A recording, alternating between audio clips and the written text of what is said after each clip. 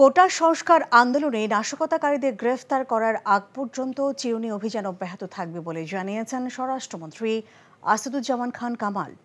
আর শুক্রবার ও শনিবার সকাল ৮টা থেকে বিকেল ৫টা পর্যন্ত রাজধানী সহ ৪ জেলায় কারফিউ শিথিল থাকবে। বৃহস্পতিবার রাতে সরকারি বাসভবনে বৈঠক শেষে ব্রিফিংয়ে এসব কথা জানিয়েছেন মন্ত্রী। বিস্তারিত জানাচ্ছেন আবির আহমেদ।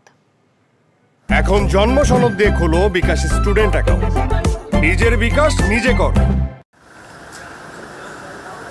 সরকারি বাসভবনে কারফিউ ও চলমান পরিস্থিতি নিয়ে আইনশৃঙ্খলা রক্ষাকারী বাহিনীর ঊর্ধ্বতন কর্মকর্তাদের সাথে বৈঠক করেন স্বরাষ্ট্রমন্ত্রী।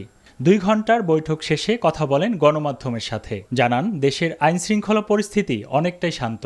শুক্র ও শনিবার ঢাকা মহানগর, ঢাকা জেলা, নারায়ণগঞ্জ, নরসিংদী ও গাজীপুরে কারফিউ অব্যাহত থাকবে। ঢাকা মহানগর, ঢাকা জেলা, গাজীপুর মহানগর, গাজীপুর জেলা, নারায়ণগঞ্জ, নরসিংদী জেলা কারফিউ যেভাবে চলছে সেটা অব্যাহত থাকবে। আগামী শুক্রবার হতে শনিবার পর্যন্ত সকাল ৮টা হতে বিকাল ৫টা পর্যন্ত কারফিউ শিথিল থাকবে। বাকি জেলাগুলোতে জেলা প্রশাসক, জেলা ম্যাজিস্ট্রেট, পুলিশ সুপার, বিভাগীয় কমিশনাররা কারফিউর বিষয়ে সিদ্ধান্ত নেবে বলে জানান তিনি বলেন, সাম্প্রতিক সহিংসতায় জড়িতদের ধরতে অভিযান অব্যাহত থাকবে। খুঁজে বের করার জন্যই আমরা এই যে ব্লক রেইডের কথা বলছেন, চিরুনি অভিযান কথা বলছেন, আমরা তাদের খুঁজে বের করার জন্য এগুলি করছি।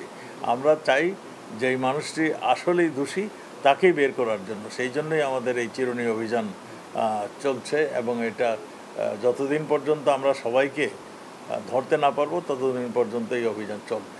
দেশের সার্বিক পরিস্থিতি কিছুদিন পরে পুরোপুরি স্বাভাবিক হবে বলে জানান মন্ত্রী। আজকের ঘটনা পর্যন্ত আবির আহমেদ, এনটিভি নিউজ, ঢাকা।